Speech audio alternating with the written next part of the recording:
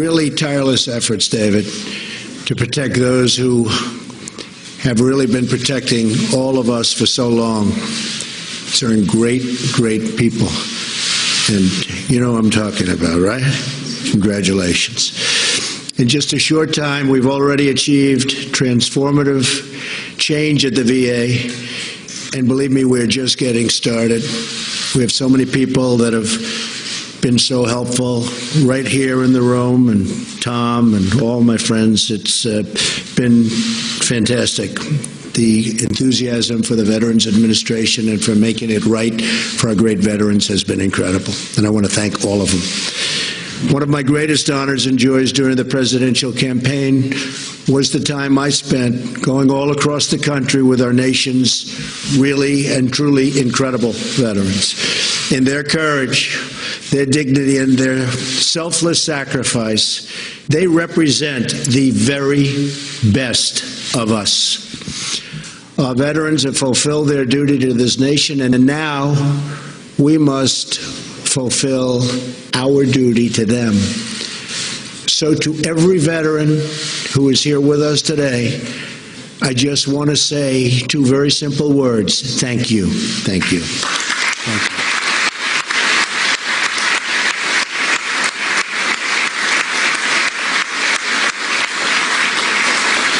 You are the warriors and heroes who have won our freedom, and we will never forget what you have done for all of us, ever. As you all know, all too well, for many years the government failed to keep its promises to our veterans. We all remember the nightmare that veterans suffered during the VA scandals that were exposed a few years ago. Veterans were given the wrong medication, given the bad treatments, and ignored in moments of crisis for them. Many veterans died waiting for a simple doctor's appointment. What happened was a national disgrace, and yet some of the employees involved in these scandals remained on the payrolls. Outdated laws kept the government from holding those who failed our veterans accountable. Today, we are finally changing those laws. It wasn't easy, but we did have some fantastic help to make sure that the scandal of what we suffered so recently never, ever happens again, and that our veterans can get the care they so richly deserve. So you just heard from Sergeant Michael Ferraro. Great. I didn't get to shake your hand, Michael. Huh? Get up, Michael.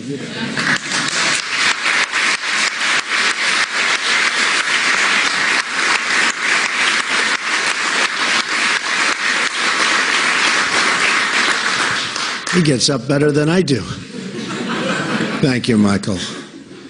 Michael lost 2 limbs in defending our country, and yet he had to wait 57 days to get his prosthetic leg repaired. It's a long time, Michael. And over 3.5 years for modifications to make his house more accessible. What happened to Michael is happening to many, but it's rarely happening under our leadership and David's leadership anymore. That I can tell you. Our wounded warriors have given everything they have to this nation, and we owe them everything we have in return, and we're taking care of it. Today, we are taking a very historic action to transform the VA by enacting the VA Accountability and Whistleblower Protection Act. This was not easy. This was not an easy one. And it's one that they've wanted to do, Michael, you know, for a long time, for many years. Couldn't get it done. We got it done. This is one of the largest reforms to the VA in its history. It's a reform that I campaigned on, and now I am thrilled to be able to sign that promise into law. VA accountability is essential to making sure that our veterans are treated with the respect they have so richly earned through their blood, sweat, and tears. This law will finally give the VA secretary, who is, by the way, just doing some job, and he's doing it with this and with the heart. Believe me.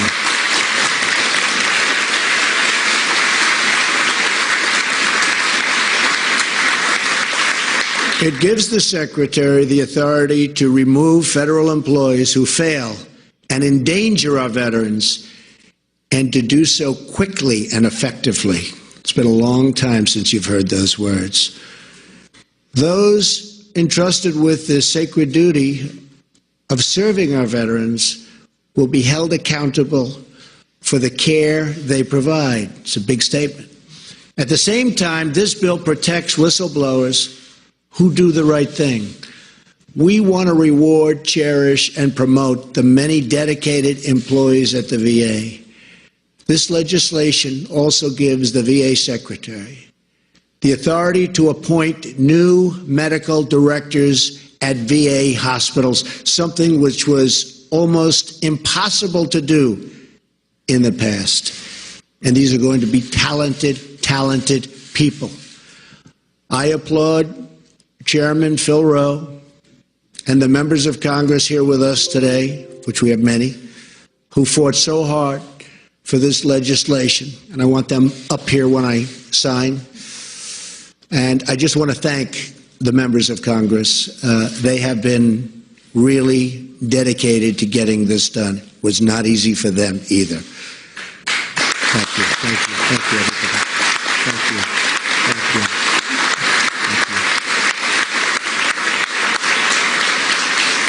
Now, very sincere gratitude as well to the veteran service organizations who have joined us for this tremendous occasion and for everything they do for the veterans and for so long. They've been fighting for this and other things so long. And by the way, other things are happening. We've done a lot. This is a big one. We have a lot of good ones coming.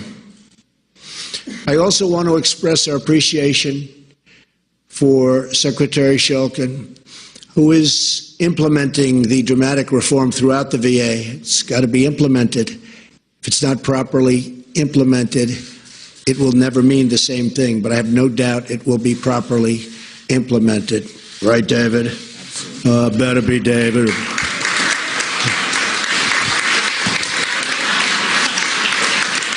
We'll never have to use those words. We'll never have to use those words on our David. We will never use those words on you, that's for sure.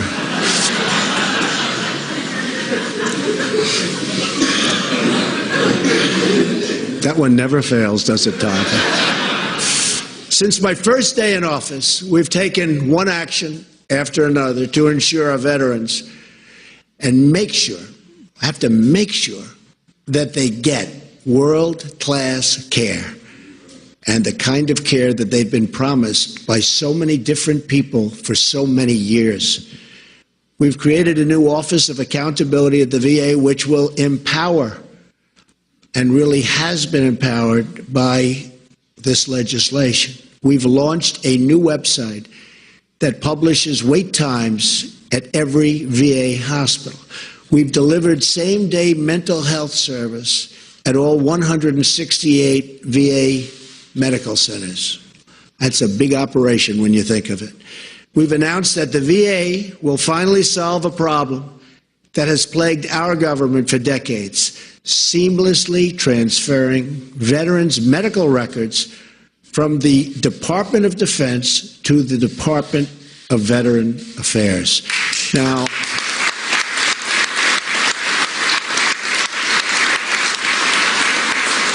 that doesn't sound like such a big deal. It is, believe me. That was a big one. We thought this would be easy, but the people like David and all that have been here and understand the system, he said, that's going to be a tough one. We got it done. So that was a good one. But it is something we're very proud of, to have been able to do it this quickly. I've also signed the Veterans Choice Improvement Act so that more veterans can see the doctor of their choice. Already this year, using the Choice program, veterans have received nearly double the number of approvals to see the doctor of their choosing. And this is only the beginning. We will not rest until the job is 100% complete for our great veterans.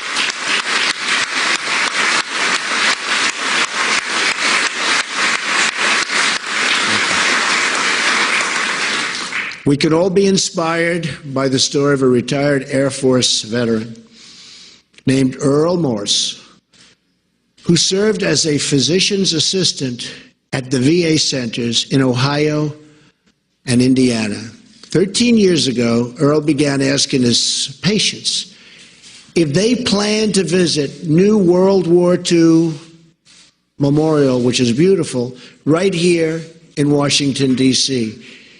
Nearly all said they planned to visit, but when he saw these patients at their next appointment, almost none of them had made the trip. One day, he had an idea. Earl is a private pilot. He asked one of his patients, who was a World War II veteran, if he could fly with him to the memorial. He was so honored to do it. The 80-year-old veteran wept, openly cried. He never imagined he would see that beautiful monument to his service.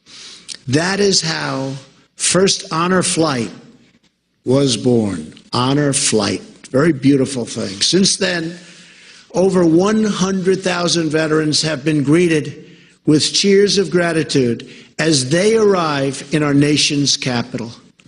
We want all of American veterans, all of them, every one of them, to experience and to at least have the opportunity to experience that same gratitude every time they walk into the VA. That's what today is all about. Keeping our promises to those who have kept us free, kept us happy, saved our lives, and saved our families. So I just want to thank you, our incredible veterans. We stand with you, we salute you, and with this new legislation, we strive to better support and serve you every single day. Thank you, God bless you, God bless our veterans, and God bless America. Thank you very much. Thank you.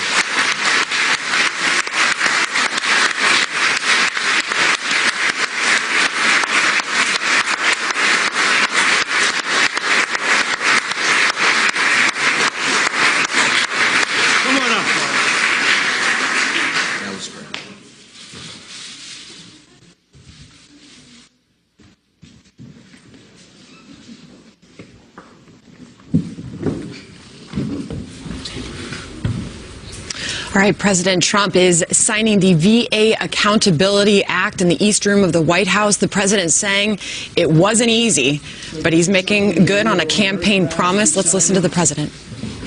It's a tremendous honor for me. It's a tremendous honor for everybody on stage, and we're taking care of our veterans, and we're taking care of them properly. Thank you, David. Congratulations. Thank you again, Michael. Congratulations. Sarah. Thank you. Nice to see you.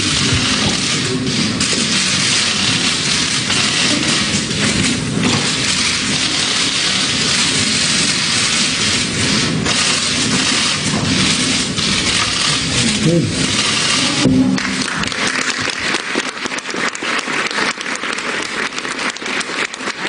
Trump signing the VA Accountability Act, giving the VA more power to fire failed VA employees and protect those who uncover wrongdoing. In the president's words, it will protect whistleblowers who do the right thing. The president speaking. Let's listen.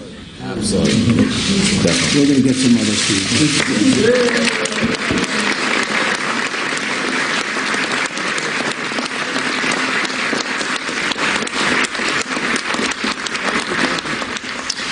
All right, well, the bill won bipartisan support in both the House and the Senate. The bill passed in the House earlier this month, 368 to 55 vote. It passed in the Senate by a unanimous voice vote. The president just sang in the East Room a few moments ago, for too long the government failed to keep its promise to veterans. Veterans represent the very best in all of us. Our veterans need to be treated with the respect they deserve. This is one of the largest reforms to the VA in its history.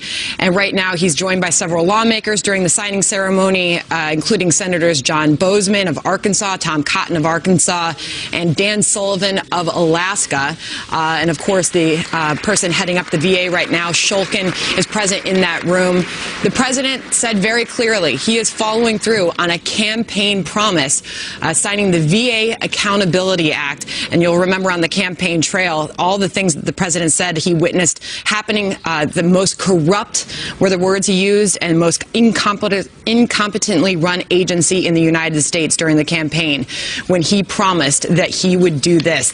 The president following through on that campaign promise today. Megan? Fox News alert, President Trump now saying he never made and does not have any tapes of his private talks with fired FBI Director James Comey. But he tweeted there could be, to keep Comey honest during his congressional hearings. This is Outnumbered. I'm Meghan McCain, and here today, Sandra Smith, the host of Kennedy on Fox Business, Kennedy, the co-host of After the Bell, also on FBN, Melissa Francis, and today's hashtag One Lucky Guy, first timer, former Chief of Staff to Senate Majority Leader Mitch McConnell, Josh Holmes, and you're outnumbered. Hey, great to be here. Thank you. First timer. Yeah. They let anybody in here, right? Happy Friday. Yeah. Great. Yes. Thank you. It's great What were to you have thinking as you watched that ceremony? Well, I was just happy you guys were covering it. You know, so often what we're talking about is what's not getting done, right? I mean, if you pick up a newspaper anywhere in the English-speaking world, they're saying, you know, Congress is not doing anything, Trump's not doing anything, nothing's happening. Well, here is a really significant piece of legislation that fundamentally reforms the VA that did get done on a very bipartisan basis. I'm glad we dedicated some time to it. 100%. It's a very important issue, too. We have to move on. President Trump is announcing he doesn't have any tapes of his private conversations with former FBI Director James Comey, ending weeks of speculation that began when Mr. Trump tweeted that some may exist. The president suggests he did that to make sure Comey didn't lie during his testimony before Congress. When he found out that that there may be tapes out there, whether it's governmental tapes or anything else, and who knows, I think his story may have changed. I mean, you'll have to take a look at that, because then he has to tell what actually took place at the events. It was a smart way to make sure he stayed honest in those hearings. Well, it wasn't very stupid, I can tell you that. He did admit that what I said was right. And if you look further back before he heard about that, I think maybe he wasn't admitting that. But Democrats are lashing out at the president's admission. Here's House Intelligence Committee member Eric Swalwell. It sounds like he was trying to chill or intimidate James Comey. And what's remarkable about that is that James Comey didn't know either way whether there were tapes and came forward anyway. So if there were tapes and he told a lie to Congress, he risked perjury. So I think that goes to show just how believable and how credible James Comey's testimony was, which is very damaging for the president. Okay, Josh, I want to start with you. Is our president crazy like a fox, or do you think this was maybe not the right move to lie about this? Well, you can really sense his frustration, right? I mean, every morning he's reading in the newspaper about some anonymous leak somewhere in the intelligence agencies that are accusing him of some kind of a gross impropriety with respect to Russia or something else. And he's got to fight back one way or another. And in this case, he basically just wants people to say what actually happened. And so was it a short-term strategy with some success? Sure. I think discretion was probably the better part of valor here, in that the tweet that ultimately led to all of this actually did lead to a special counsel, which he's now dealing with, that are more headaches and more headaches. So he probably shouldn't have been as aggressive at pushing back on Comey. But I mean, you can't blame the guy. He really has to defend himself at some point, because it's clear nobody in the intelligence agencies is doing it for him. So, Kennedy, I think you can trust James Comey about as far as you can throw him, which isn't very far. I'm not very strong. With my bursitis, I really shouldn't. That being said, should our president be sort of lying and doing this sort of guerrilla tweeting in order to intimidate him before a hearing? Again, it's part of the president's tactic that his supporters absolutely love and his detractors abhor, which I think makes it politically neutral.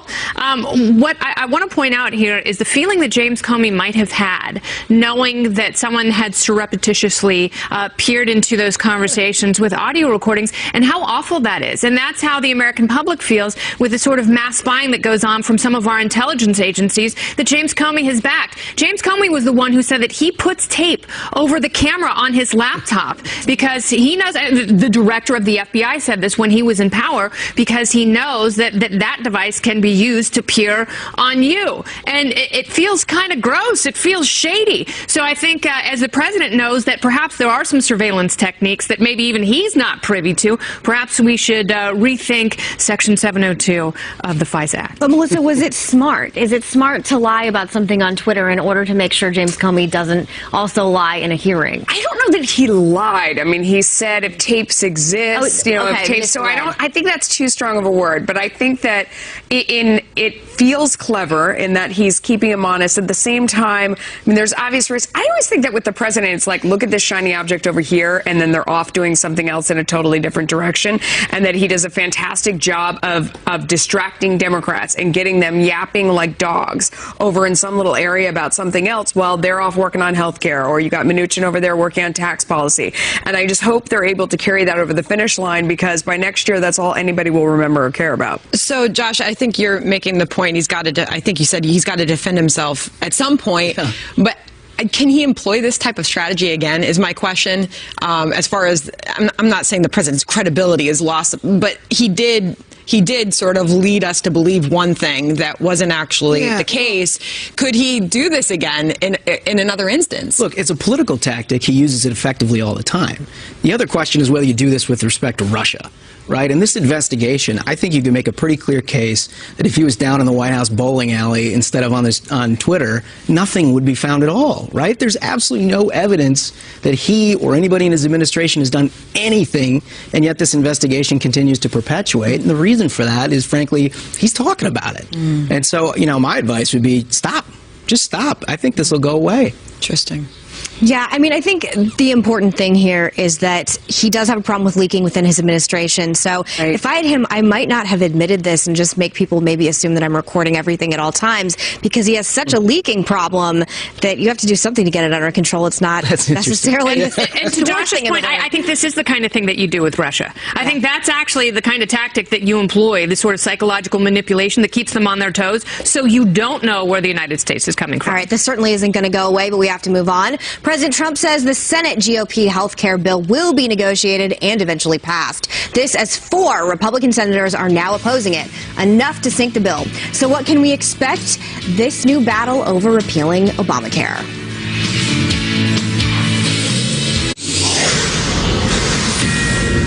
Fox News alert, President Trump throwing his support behind the Senate Republicans' health care bill and saying he thinks it will pass, but he admits it will take some work. Watch. It's a very, very narrow path, but I think we're going to get there. We have 4 very good people that, it's not that they're opposed, they'd like to get certain changes, and we'll see if we can take care of that.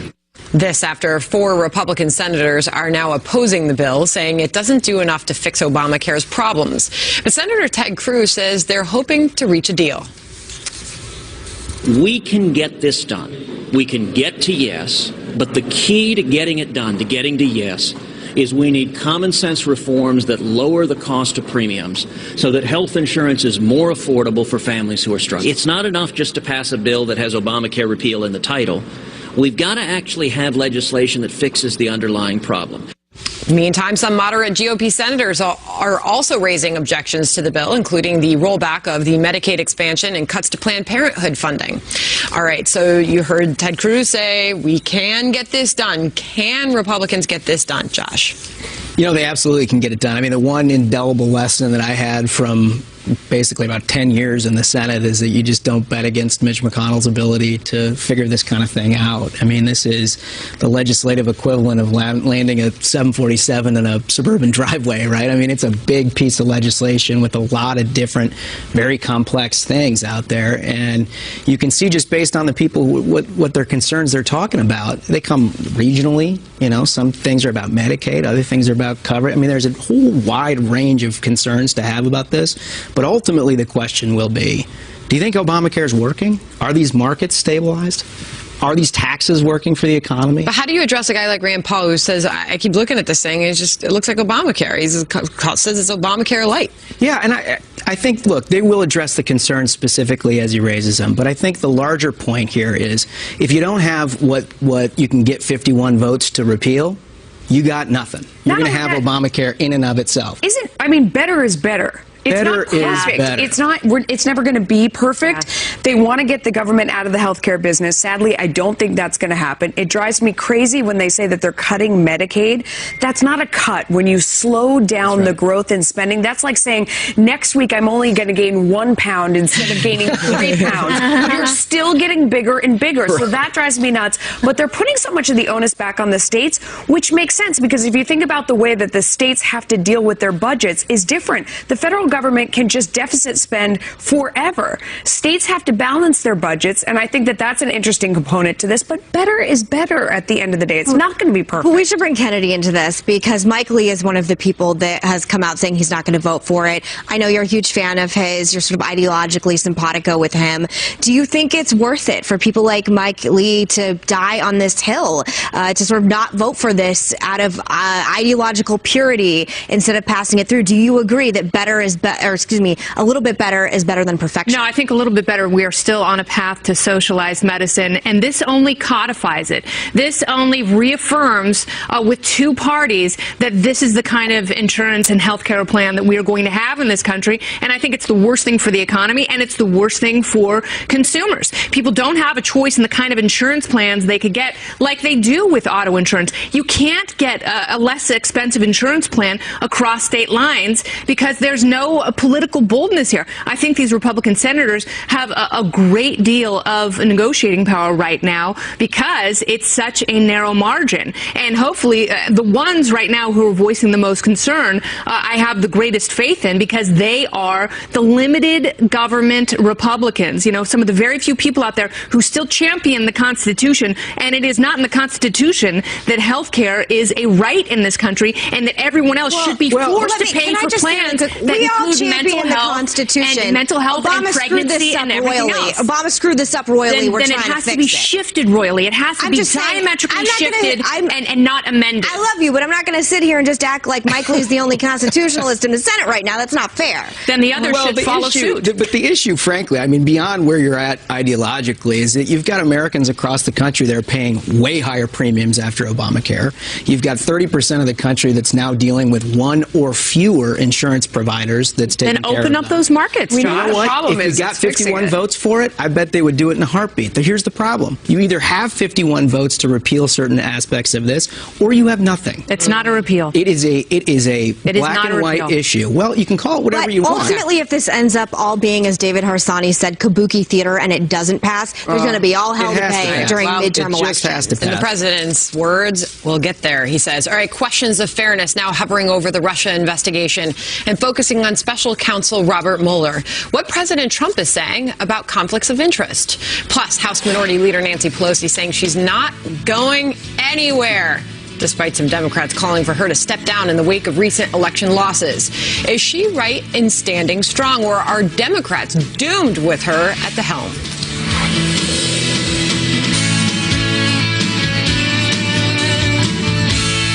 President Trump is questioning special counsel Robert Mueller's independence in the Russia investigation. He points out to Fox that Mueller is friends with former FBI Director James Comey, a major player in the probe, and that Mueller's team includes people who backed Hillary Clinton's campaign. Listen.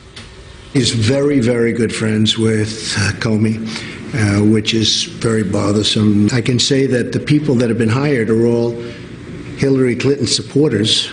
Some of them worked for Hillary Clinton. I mean, the whole thing is ridiculous if you want to know the truth from that standpoint. But Robert Mueller's an honorable man, and hopefully he'll come up with an honorable solution. You know, Josh, Robert Mueller has put an entire team together of Clinton sycophants, lawyers who have worked and donated heavily to the Clinton Foundation, the Clinton campaign. Perfectly normal, rational reason to be a little concerned about what's going on. Yeah, no, I think what he said at the end there, though, is Mueller is an honorable man and he thinks he'll come to the right conclusion is probably the right way to handle this. I mean, the bottom line is, as long as there's not anything, and now there's been, what, 5-6 months of investigation, there's not a single shred of evidence that they've done anything wrong. As long as that continues to be the case, it doesn't matter if Nancy Pelosi is leading the investigation, right? I mean, they're not going to find anything. And so that's basically what I think he should do, is just let this thing take its course and let the chips fall where they may. Melissa, I hear you. Yeah, I don't know. When you rev up that Washington investigation machine, it just gets bigger and goes farther. It never turns itself off. I mean, I heard Professor Alan Dershowitz earlier on the network saying that he knows both Comey and Mueller knew they were friends, they were good friends, that, you know, whether or not there's anything wrong in that, it's just the appearance of it is something that should have been avoided. But now I don't know what you do about it. But that machine, I don't know. When it starts revving up and moving all over the place, it's going to find something somewhere. Yeah, and you have to assume that, you know, this was Robert Mueller's protege, and he's going to be protective of him and assume that his methodology is superior to anything that the president or anyone else in the administration would employ. And therefore, there's going to be a natural level of protection there that no one else would be afforded. I don't know if it's the same thing as a conflict of interest, but it certainly makes it more difficult to be completely objective. You know, you hope that some of these lawyers have a degree of objectivity, and I know in a lot of these big, high-powered law firms in L.A. and New York and D.C., lawyers are pressured to make political donations to both parties and multiple campaigns. And, you know, I have yet to see if some of these people also donated to Republicans and candidates. How problematic do you think his relationship with Comey is? Because Comey's like Typhoid Mary. Everything he touches seems to get infected. Do you think that should be a problem? Yeah, but I mean, going back to your point, and it's the same point that David Webb made on this couch yesterday, is if you decide that you have a big issue with any of those angles of this, then you're just keeping the light on this issue. And that's what they want, right? So it's interesting to hear that you agree with him on that. But doesn't the president have to stick up or say something if it's not right? There's two things, right? There's a political aspect to this, and then there's a legal aspect to it. And you got to remember, the legal aspect is what hurts. Right? The political aspect is repairable. The legal aspect, when they say anything you say can and will be used against you, they mean it. They really mean it. And so that's why discretion often is the better part of valor when it comes to dealing with special counsels and congressional investigations. I mean, I still think that it's very difficult for me to think that if these two people, you know how Washington works, have a close relationship, Comey is his protege, that there somehow wouldn't be a reason to try and make Comey look innocent.